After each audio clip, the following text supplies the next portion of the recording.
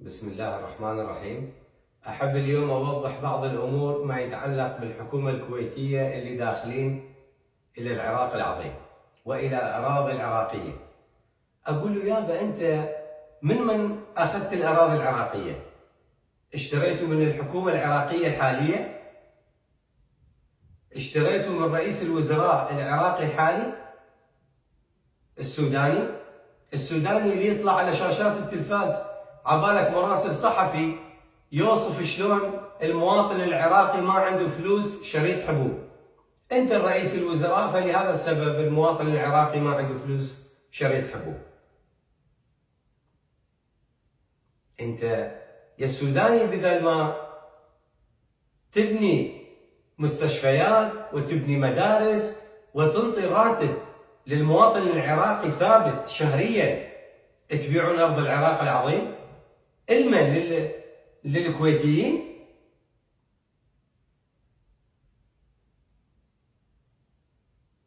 يعني انت كدولة الكويت، انا اعلنت بانه احنا عندنا صاروخ الحسين بيروس كيميائية. انت ما تخاف يجيك صاروخ الحسين ويضرب مدينة الكويت بيروس كيميائية؟ انت شلون تتجرأ تدخل الى العراق العظيم؟ هو سيدك ما قدر يبقى في العراق، يعني سيدك امريكا اللي دخل الى العراق معاه 33 دولة.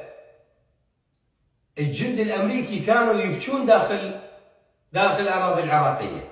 يعني في احد الايام في محافظة بغداد، في العاصمة العراقية بغداد وتحديدا في محافظة بغداد، كان العراقيين النشامة قاتلين أظن 8 جنود من الأمريكان. كان ضابط أمريكي واقف ومعاه مترجم لبناني منزعج، دا يحكي والمترجم يترجم الكلام. فقال بس بغداد يحتاج له 10 صدام. انت داخل الى الاراضي العراقيه يا الكويتي، واحنا عندنا صواريخ الحسين بيروس كيميائيه لا راح ينضرب. ااكد لك واكد للعالم وامام العالم وامام التلفاز وامام كل قنوات العالم بانه مدينه الكويت راح تنضرب بصاروخ الحسين بيروس كيميائيه.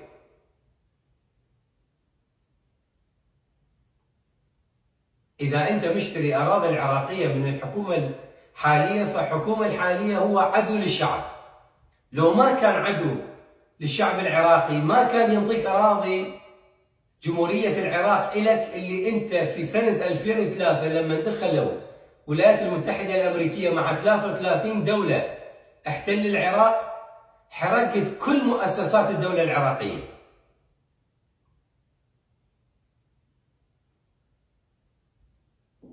وابن بوش الصغير لازم يتحاكم دوليا على الأسلحة اللي استخدمها ضد شعب العراق العظيم.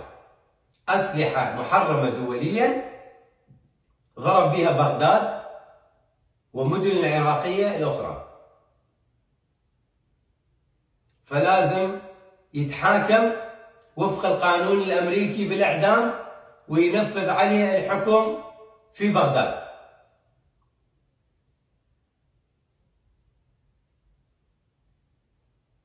انت جاي الان وداخل الى الاراضي العراقيه، لك يا ويل انت.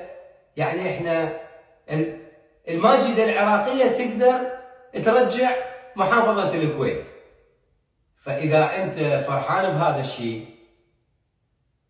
وريحت قلبك واخذت جزء من الاراضي العراقيه الك، فاطمنك ما راح تقدر تبلعه، وراح اطمنك راح نجاوبك بصاروخ الحسين بيروس كيميائية داخل أراضي الكويتية، وتحديدا في مدينة الكويت قريبا إن شاء الله.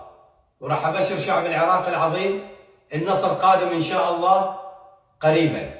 الله أكبر، عاش الجيش العراقي المجاهد وعاش شعب العراق البطل. حياكم الله.